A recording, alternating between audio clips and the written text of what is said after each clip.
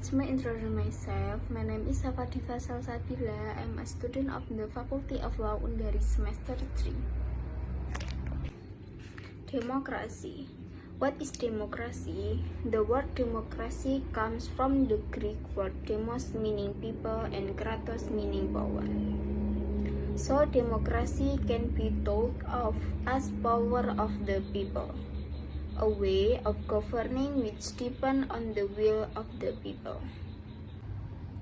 There are so many different models of democratic government around the world that it is sometimes easier to understand the idea of democracy in terms of what it definitely is not. Democracy then is not autocracy or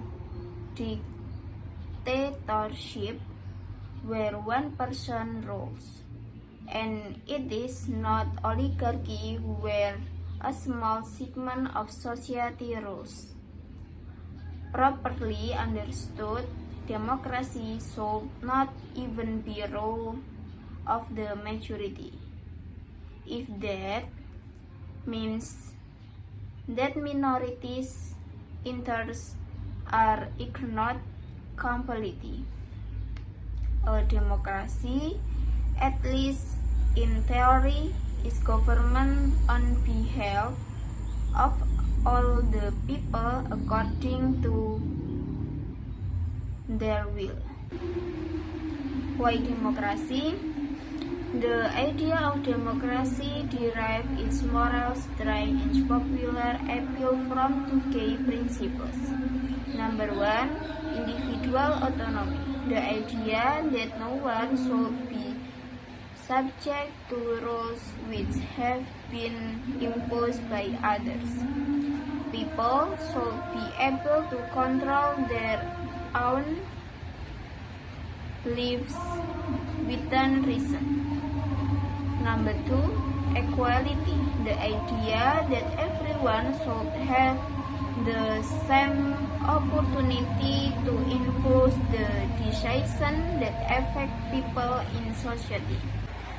These principles are intuitively appealing and they help to explain why democracy is so popular. Of course, we feel it is fair that we should have as much chance as anyone else to decide on common rules. The problem arises when we consider how the principles can be put into practice, because we need a mechanism for deciding how to address conflicting views, because it offers a system mechanism. Democracy tends to be rule of the majority. But rule of the majority can mean that some people's interests are never represented. A more genuine way of representing everyone's interests is to use decision making by consensus, where the aim is to find common point of interest. The development of democracy. Ancient history. The ancient Greeks are credited with creating the very first democracy, although there were almost certainly earlier examples of primitive democracy in other parts of the world. The Greek model was established in the 4th century BC in the city of Athens.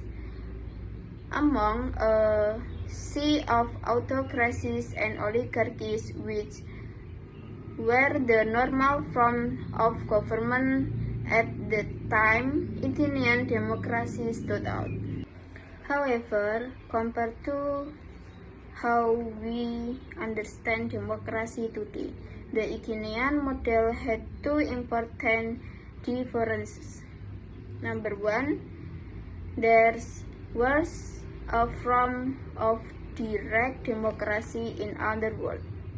Instead of electing representatives to govern on the people behalf the people themselves might discuss question of government and then implemented policy. Number 2, such a system was possible partly because the people was a very limited category.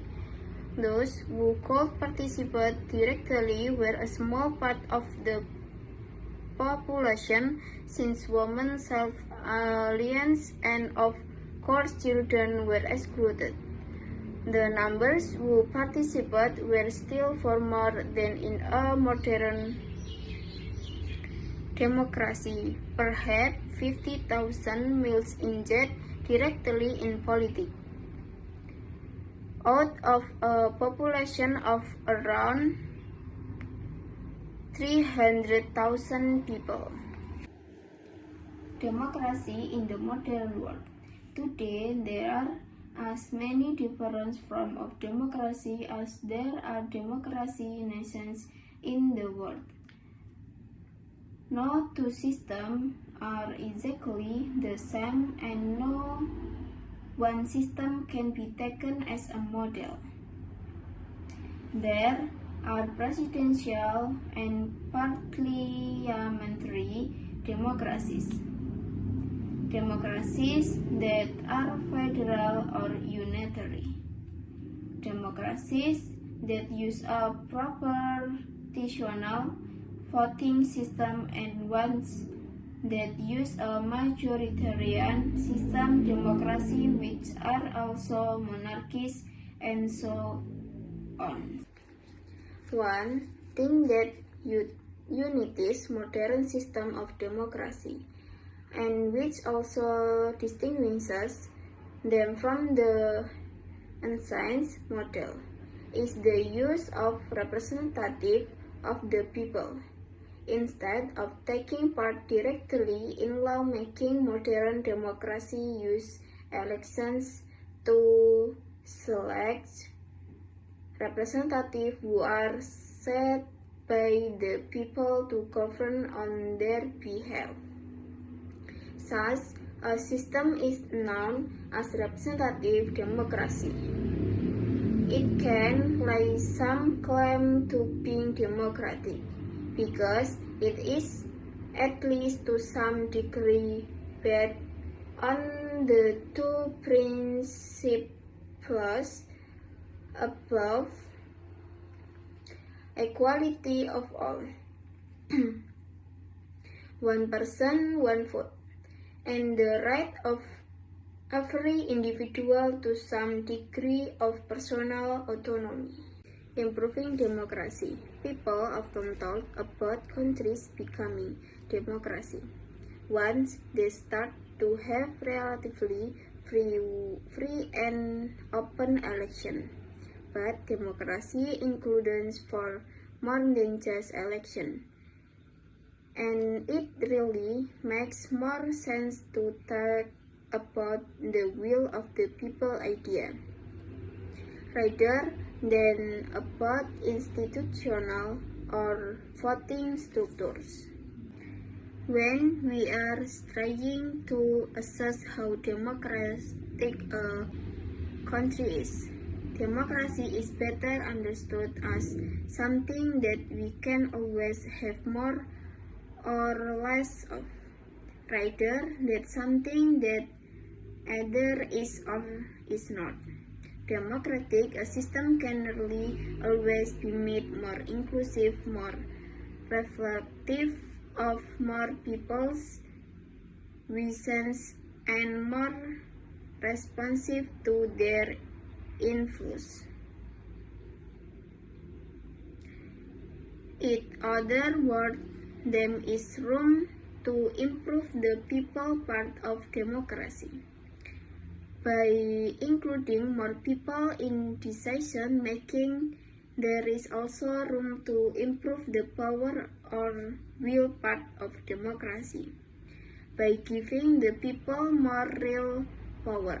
Struggles for democracy throughout history have normally concentrated on one or the other of these elements. Today, in countries of the world, women do have the vote, but the struggles have been won only relatively recently. New Zealand is said to be the first country in the world to have introduced universal suffrage in 1993. Although even here, women were only granted the right to stand for Parliament in 1919. Many countries have granted women the right to vote first of all, and only several years later have allowed them to stand for elected office. Saudi Arabia has only granted women the power to vote in elections in 2011. Today, even in established democracy, there are other sections of society which completely includes immigrants, migrants, workers, prisoners, and children who are not given the right to vote, even though many of them make pay taxes and all are obliged to obey the laws of the land. Thank you.